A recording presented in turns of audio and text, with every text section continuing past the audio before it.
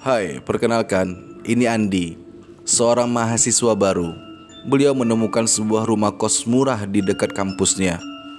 Pemilik kos hanya memberikan satu aturan kepadanya: jangan pernah buka kamar nomor 7.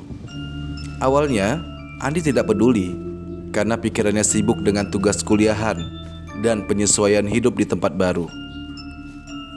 Namun suasana rumah kos itu terasa aneh. Suara-suara aneh sering terdengar, terutama saat malam hari.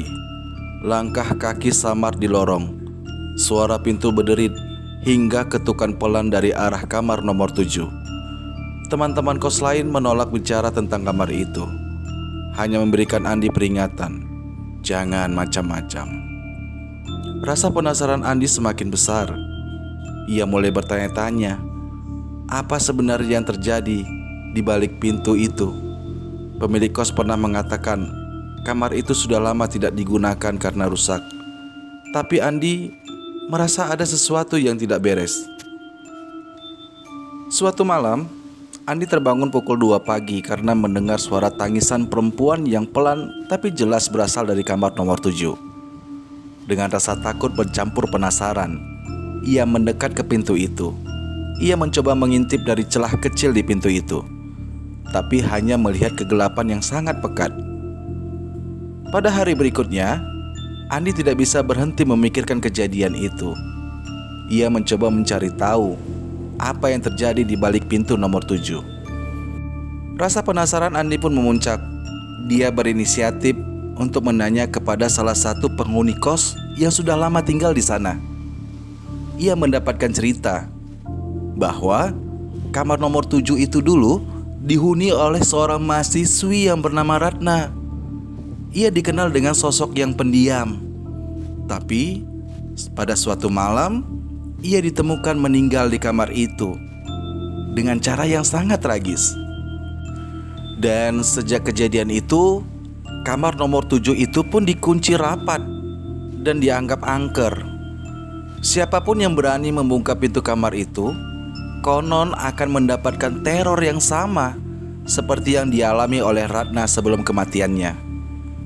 Meski sudah diperingatkan oleh pemilik kos, Andi merasa tidak bisa membiarkan rasa penasarannya begitu saja. Ia mencoba memfokuskan diri pada kuliah, tapi kejadian aneh semakin sering terjadi. Pada malam berikutnya, suara tangisan itu terdengar lagi. Kali ini lebih jelas dan diiringi ketukan pelan dari balik pintu kamar nomor 7. Dan akhirnya, pada suatu malam yang sunyi, Andi sudah tidak tahan lagi. Dengan senter di tangannya, ia mendekati kamar nomor 7 dan mencoba membuka pintu itu. Awalnya, pintu itu terasa berat, seperti ada sesuatu yang menahannya. Tetapi tiba-tiba pintu itu terbuka dengan sendirinya, memperlihatkan sebuah ruangan gelap dan kosong di dalamnya. Setelah membuka kamar itu, ia mulai mengalami teror seperti yang diceritakan sebelumnya. Bayangan perempuan, langkah kaki, dan catatan misterius. Namun, ada suatu kejadian yang membuat Andi semakin ketakutan. Saat ia mencoba untuk tidur di kamarnya, ia mendengar suara langkah kaki mendekat, diiringi suara berbisik yang memanggil namanya. Andi, kembalikan aku di sini. Ketika Andi menoleh, di pojok kamarnya berdiri sesosok perempuan berambut panjang, mengenakan baju putih lusuh, dengan wajah yang tidak terlalu jelas terlihat. Sosok itu hanya diam saja di pojok kamarnya Andi, mengarah ke pintu kamar nomor 7 yang kini terbuka lebar. Dan sosok itu mengeluarkan tangisan dan tawa yang bercampur menjadi satu. Dan pada akhirnya Andi bertanya-tanya dalam hatinya, apakah kamar kos seperti ini benar-benar ada?